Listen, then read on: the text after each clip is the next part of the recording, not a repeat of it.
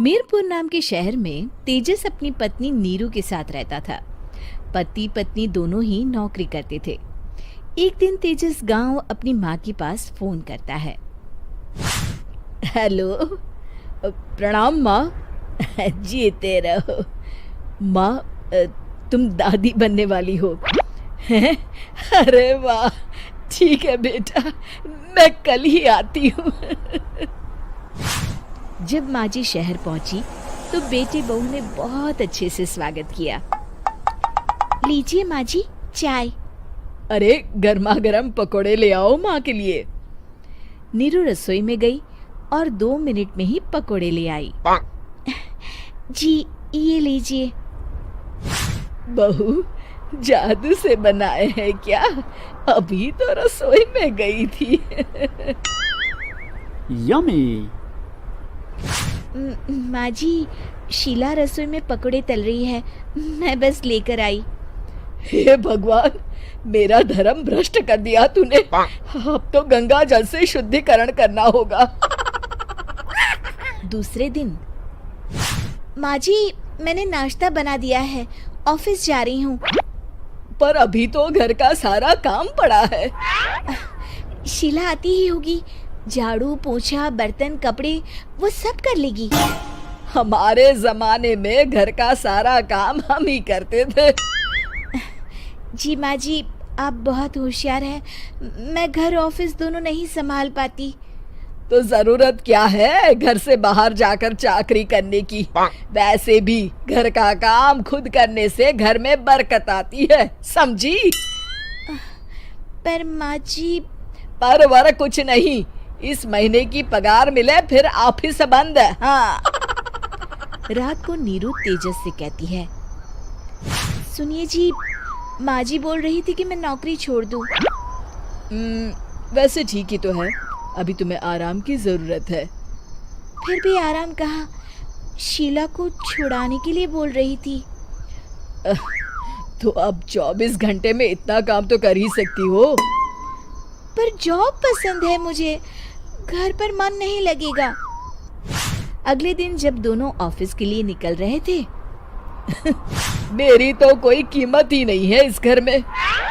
माँ जी, आजकल महंगाई बहुत है, रहन सहन भी बदल गया है, दोनों नौकरी करते हैं तभी ठीक रहता है। अच्छा, तू कहना क्या चाहती है? मेरा बेटा तुझे बिठा के खिला नहीं सकता? तू ही इस घर का खर्च चला रही है, हैं? नहीं माँ जी, मेरा वो मतलब नहीं था। मतलब खूब समझती हूँ, ये बाल धूप में सफेद नहीं किए मैंने। हाँ। अब तो ये रोज का काम हो गया था। तेजस भी रोज की झिकझिक से परेशान हो गया था। एक दिन उसने कहा, नीरू, वैसे भी तुम्हें मैटरनिटी लीव मिलने वाली है, तो अभी से ही छुट्टी ले लो। पर क्या, मेरी सैलरी अच्छी खासी है। आखिर नीरू ने रिजाइन कर दिया। जब बच्चा हुआ तो घर में सब बहुत खुश हुए। कुछ दिनों बाद तेजस फाइल देख रहा था। क्या हुआ तेजस, कुछ परेशान लग रहे हो? हाँ, वो हमारी जितनी सेविंग्स थी वो तो हॉस्पिटल में और छठी के फंक्शन में खत्म हो गई है नीरू। और अभी वैसे मंदी चल रही है तो मैं बोल रही थी कल मुन्ना को हेपेटाइटिस का टीका लगवाना है। नीरू, क्या पोस्टपोन नहीं कर सकते? नहीं जी, बिल्कुल नहीं। अब तेजस को समझ में आ रहा था कि उससे गलती हुई है। पैसों की कमी का असर घर के माहौल पर भी पड़ रहा था। अगले दिन, बेटा मेरा चश्मा और ये दवाइयाँ ले आना, पर्चा देते हुए माँ जी ने कहा। जी। तेजस, मुन्ना के लिए दूध का डिब्बा और डायपर भी ले आना, और ये किराने के सामान की लिस्ट है, इसे भी लाना है। तेजस गुस्से में लिस्ट मरोड़कर फेंकता है और चिल्लाता है, पैसे क्या पेड़ पर उगते हैं? ये ले आना, वो ले आना। अरे पर ये जरूरत का सामान ही है। वो गुस्से में बिना कुछ कहे ऑफिस चला गया। अरे लंच तो ले जाइए। नीरू दौड़कर डिब्बा पकड़ाती है। एक दिन खाना खाने के बाद, नीरू, अब तो मुन्ना कुछ बड़ा हो गया, तो अब तुम वापस ज्वाइन कर लो ना जॉब। पर इस रिसेशन में जॉब मिलना बहुत मुश्किल है। ट्राई तो करो। फिर मुन्ना? माँ जी है ना, और एक फुल टाइम मेड भी लगा लेंगे। पर माँ जी, उन्हें तो पसंद नहीं।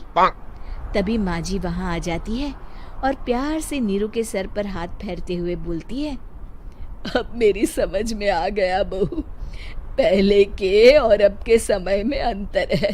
तुम काम शुरू करो, मुन्ना की जिम्मेदारी मेरी। मेरी प्यारी माँ जी। ये कहकर नीरू उनके गले लग गई। शिक्षा, परिवर्तन संसार का नियम है, हमें भी समय के साथ चलना चाहिए। उम्मीद है कि आपको हमारी ये कहानी पसंद आई होगी। कृपया हमारे चैनल को सब्सक्राइब करें और सभी अपडेट्स के लिए बेल आइकन जरूर क्लिक करें। और हाँ, वीडियो लाइक और शेयर करना मत भूलिएगा। Bye bye.